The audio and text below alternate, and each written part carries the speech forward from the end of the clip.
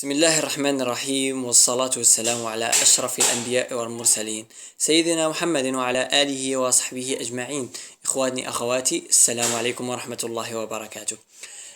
أريد من هذا الفيديو، وسأضع سلسلة من الفيديوهات خاصة بعالم الرقية، ملاحظة أو تنبيه.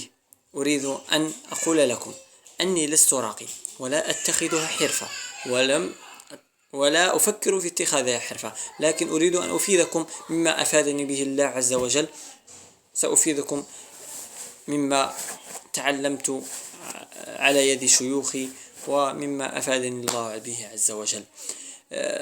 جاءني رجل فقال لي: دائما ما أذهب عند الرقاة، أذهب بزوجتي، فإذا هم دائما يرقونها رقية أستطيع أن أفعلها لزوجتي، فمرارا أذهب بها عند الرقاة. يوما من الأيام سأل راق من الرقاة فقال له: أخي، أريد أن أتعلم كيف أرقي زوجتي فأرقيها أنا. قال له: لا، ليست لك شروط، الشروط كثيرة، ولا يمكنك أن ترقي زوجتك وكذا وكذا وكذا وكذا. وبين له أن الرقية من أصعب الأشياء ولا يتقنها إلا الراقي.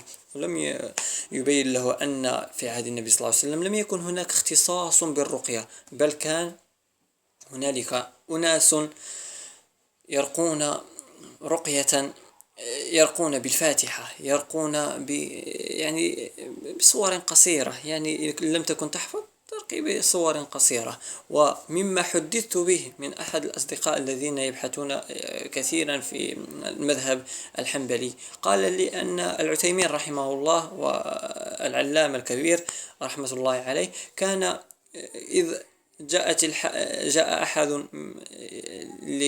جاء عنده مريض، فقط يجلس معه فيذهب الراقي، لأن الجن كان يخاف منه، لأنه كان تقي وكان ورع رحمه الله. أنا أريد أن أبين لك أخي وأختي أن الرقية ليست شيئا صعبا بتاتا، بل هو قرآن تقرأه على إنسان بنية الشفاء من عند الله عز وجل فقط. ليس القرآن من يشفي، وليس شيء يشفي، بل الله عز وجل. هذا سبب نتخذه فقط. من شروط الرقية نوعان: رقية شرعية، ورقية بدعية، ورقية شرعية. الرقية البدعية أو الشركية، هذه المصطلحات تطلق على الرقية. يعني الرقية الشركية هي التي لا تتوفر على شرط من شروط الرقية الشرعية. ما هي الرقية الشرعية؟ الرقية الشرعية أن تقرأ من كتاب الله عز وجل ما تيسر، تقرأ من كتاب الله عز وجل ما تيسر. ثبت في الأحاديث أنهم كانوا يتداووا بالفاتحة فقط، النية الفاتحة فقط، ينوي بأن الله سبحانه وتعالى هو الشافي والقرآن سبب للشفاء فقط، فينوي ويقرأ عليه. ومن الشروط كما قلنا، الشرط الأول أن يكون من القرآن والسنة. الأدعية التي ثبت عن النبي صلى الله عليه وسلم: اللهم رب الناس أذهب الباس أنت الشافي لا شفاء إلا شفاءك لا يغادر سقما. إن لم تكن تتقن هذا الدعاء فقل اللهم اشفيه، اللهم اغفر له، اللهم تجاوز عنه، اللهم كذا. ثانيا، أن يكون بلسان عربي، أي يكون بلسان يفهم أنه قرآن وأنه كلام من السنة، لا يكون بلغة لا نفهمها. ممكن أن تكون من الطلاسم، يعني طلاسم تكتم يقولها لكي يحضر بها الجن، وهذا لا يجوز أن تداوي الجن بالسحر، سحرا بسحر لا يمكن. فقط القرآن والسنة، هذا هو ما جاء به الشرع.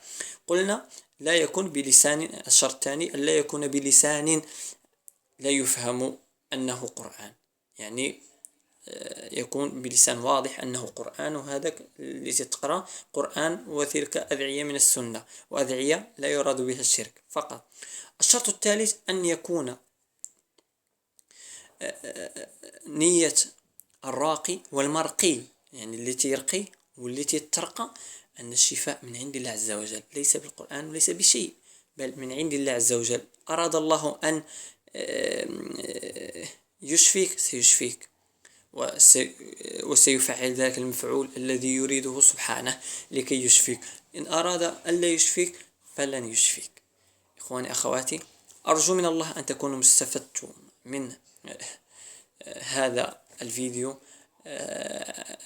أخوكم سفيان الحاجي، من أعجبه الفيديو فليشاركه لكي نفيد به الناس. وأنا ضد نصب الرقاة على الناس الذين لا يعرفون شيئا، ضد ذلك. وكما نبهت قبل، أنا لا أتخذها حرفة ولست راقيا، فقط أعلمكم مما علمني الله عز وجل. إخواني أخواتي، شكرا لكم. أسألكم الدعاء لي ولوالدي ولجميع المسلمين. أسألكم وإن أردتم وأعجبكم الفيديو شاركوه، وشكرا لكم. وشاركوا يعني تابعونا على قناة سفيان الحاجي. جزاكم الله خيرا. السلام عليكم.